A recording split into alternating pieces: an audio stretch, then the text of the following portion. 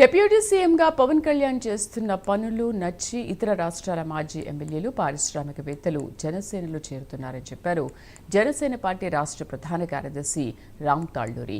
సభ్యత్వ నమోదు కార్యక్రమం గతంలో కన్నా ఇప్పుడు మంచి స్పందన వస్తోందని తెలిపారు. ఈ సంవత్సరం ఇప్పటికే 20 లక్షల పైచిలుకు సభ్యత్వాలు పూర్తయ్యాయని చెప్పారు రామ్ తాళ్లూరి.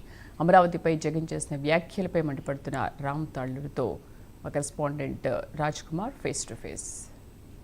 ప్రభుత్వ ఏర్పాటులో ప్రధాన భూమిక పోషించినటువంటి జనసేన పార్టీ విస్తరణలో భాగంగా ప్రధానంగా ఇటు కర్ణాటక రాష్ట్రంతో పాటు కేరళలో కూడా ఇటు పెద్ద ఎత్తున పార్టీలోకి ఆహ్వానం చెందుతూ వస్తున్నారు.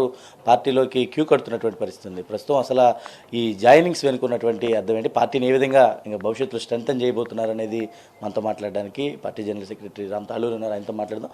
సార్, ఎట్లా చూస్తారు ప్రధానంగా అంటే ఇప్పటి వరకు కూటమి ప్రభుత్వ ఏర్పాటులో ప్రధాన భూమికి పోషించిన జనసేన పార్టీ అంటే విస్తరణ అనుకోవచ్చా? ఇది కర్ణాటక కావచ్చు, కేరళ కావచ్చు, ఇవన్నీ జాయినింగ్స్ కూడా అద్భుతంగా ఉన్నాయి. ఎట్లా చూస్తారు? డెఫినెట్గా మనం ముందు మాట్లాడుకున్నట్టు జనసేన పార్టీని ఒక నేషనల్ పార్టీగా తీర్చిదిద్దాలి అనేది మా అధ్యక్షుల వారి ముఖ్య ఉద్దేశం. దానికి అనుగుణంగానే యాక్చువల్గా చాలా ఇంట్రెస్ట్ మనకి కర్ణాటక నుంచి, కేరళ నుంచి, తమిళనాడు నుంచి, మహారాష్ట్ర సోలాపూర్ నుంచి కానీ రకరకాల ప్లేసుల నుంచి మనకి చాలామంది ఇంట్రెస్ట్ ఉన్నారు. వాళ్ళందరూ ఏంటంటే ఆయన సిద్ధాంతాలకి అట్రాక్ట్ అయ్యి ఆయన భావజాలాన్ని బాగా చూసి దగ్గరగా చూస్తూ దాన్ని ఫాలో అవుతూ ఇన్ని సంవత్సరాలు బట్టి వాళ్ళకు కూడా ఇటువంటి నాయకుడు ఉంటే బాగుంటుంది, ఇటువంటి పార్టీ ఉంటే బాగుంటుందని నిర్ణయించుకొని ఇప్పుడు మొన్న మీరు చూసుకుంటే లాస్ట్ వీక్ కర్ణాటకలో ఆల్మోస్ట్ 1000 మంది సభ్యత్వాలు తీసుకున్నారు. ఇప్పుడు కేరళలో 600 మంది జాయినింగ్స్ అవుతున్నారు. దీంట్లో రకరకాల పార్టీస్ నుంచి ఉన్న ఎక్స్ఎమ్మెల్యేస్ కావచ్చు, మెయిన్ స్టేట్ లెవెల్ లీడర్స్ కానీ వీళ్ళందరూ కూడా. ఇదంతా ఏంటంటే ముఖ్యంగా చెప్పడానికి జనసేన సిద్ధాంతాలు, ఇటువంటి మోడర్న్ పొలిటికల్ పార్టీ ఒకటి రావాలి. ఇన్ని రోజులున్న రాజకీయాలకి ఇది కొంచెం భిన్నంగా వెళ్తుంది. ఇటువంటి పార్టీ అనేది మా దగ్గర కూడా ఉంటే మాకు కూడా కరెక్ట్గా అక్కడ రూలింగ్ అనేది కరెక్ట్గా ఉంటుందనే ఉద్దేశంతోనే చాలామంది అట్రాక్ట్ అవుతున్నారు. మేము కూడా అదేవిధంగా పార్టీని సౌత్ ఇండియాలో బలోపేతం చేసే దిశగానే ముందుకెళ్తున్నాం. సార్, ప్రధానంగా పార్టీని గతంలో ఇక్కడ ప్రారంభించినటువంటి సమయంలో చేరడానికి కావచ్చు ఉన్నటువంటి సెకండ్ కేడర్ లీడర్స్ అందరూ కూడా ముందుగా పార్టీలోకి వచ్చారు. అంటే ఇవాళ పార్టీ బలోపేతం చెందినటువంటి తర్వాత నిజంగా నా నమ్మకం ఏర్పడి మాజీ ఎమ్మెల్యేలు సైతం అందరూ కూడా వస్తున్నారు. రేపు ఏమైనా పర్యటనలు కూడా ఆ ప్రాంతంలో చేసే అవకాశం ఉందా? ఇంకా స్ట్రెంథన్ చేయడానికి ఎలాంటి ప్రణాళికలు వెళ్ళబోతున్నాయి?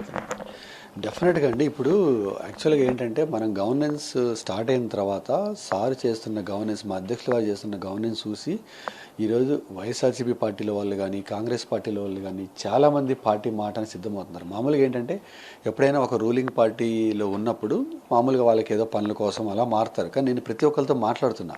వీళ్ళందరూ ఏమంటున్నారంటే, సార్ మేము విసిగిపోయాము ఈ రాజకీయ నాయకులతో, ఇలా ఒక సిద్ధాంతాలతో వెళ్ళే పార్టీలు లేవు, దానికి అట్రాక్ట్ అయ్యి మేము వస్తున్నాము అని చెప్పి వాళ్ళు కూడా ఏం చెప్తున్నారంటే, మేమేదో ఇప్పుడు వచ్చేసి ఎమ్మెల్యేలు అయిపోవాలని రావట్లేదు, కళ్యాణ్ గారితో కలిసి మేము ఒక 10 ఏళ్ళు ట్రావెల్ చేయాలని వస్తున్నాము. అటువంటి వారికి మేము చెప్పాము మా డోర్లు ఎప్పుడూ తెరిచే ఉంటాయి, వాళ్ళు వస్తే మేము తీసుకుంటాము, మా సిద్ధాంతాలకు అనుగుణంగా వాళ్ళు పనిచేస్తే వాళ్ళతో కలిసి ట్రావెల్ చేయడానికి రెడీగా ఉన్నాం.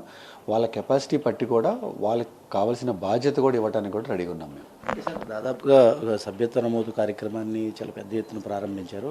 అంటే గతంలో దానికన్నా కూడా ఇప్పటికే ఎక్కువ సభ్యత్వాలు అయినట్లు కూడా తెలుస్తుంది. ఎట్లా చూస్తారు? ఇంతమంది సభ్యులు పార్టీలోకి సభ్యత్వం తీసుకోవడానికి ఆసక్తి చూపిస్తున్నారు. ఎంతవరకు వెళ్ళే అవకాశం ఉంది? ఎప్పటి వరకు ఉంది ఈ కార్యక్రమం?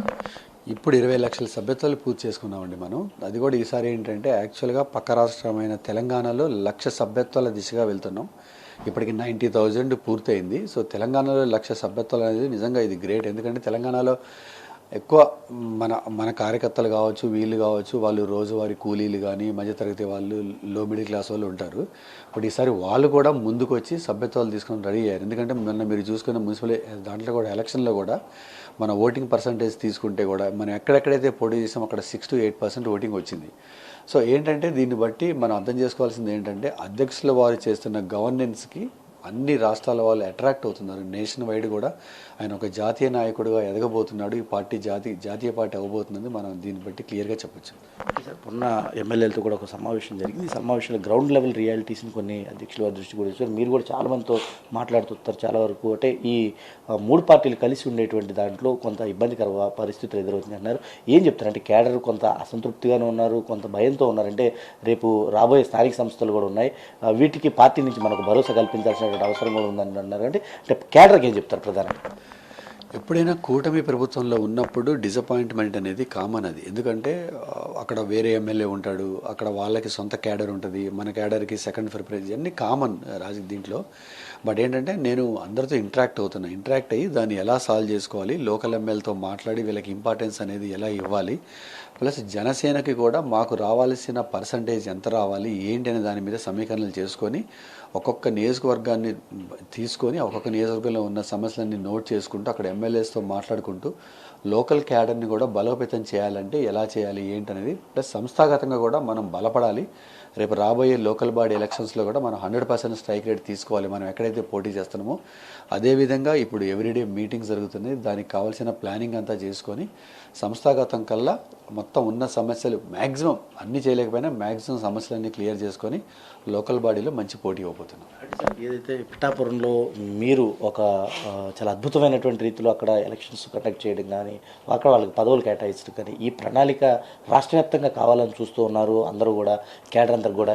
ఈ ప్రణాళికకి ఏమైనా ఒక రూట్ మ్యాప్ ఏమైనా స్టార్ట్ చేశారా? ఏమైనా కమిటీల వరకు ఎంతవరకు వచ్చింది ఈ కమిటీలు అనేవి? ప్రస్తుతానికి ప్రతి నియోజకవర్గాన్ని రివ్యూ చేస్తున్నాము. రివ్యూ చేసి అక్కడ ఇన్ఛార్జ్ ఎలా పనిచేస్తున్నాడు, మండలాధ్యక్షులు ఎలా పనిచేస్తున్నారు, అవన్నీ డీటెయిల్స్ అన్నీ సేకరించుకుంటున్నాం.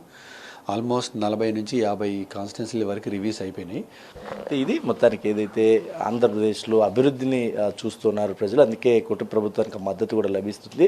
ఏదైనా కూడా ఇప్పటికీ కూడా పార్టీని కూడా అన్ని రకాలుగా సంస్థాగతంగా నిర్మాణం చేయడం కోసం రేపు రాబోయే స్థానిక సంస్థల ఎన్నికల్లో కూడా పూర్తి స్థాయిలో జనసేన పార్టీకి రావాల్సినటువంటి కోటా ఖచ్చితంగా తీసుకుని పార్టీని అన్ని విధాలుగా బలోపేతం చేస్తామంటూ కూడా పార్టీ ప్రధాన కార్యదర్శి రామ్ తాలూరి చెప్తున్న పరిస్థితి. కెమెరా పర్సన్ ఆర్కేతో రాజ్ కుమార్, ప్రైమ్ 9 న్యూస్, మంగళగిరి.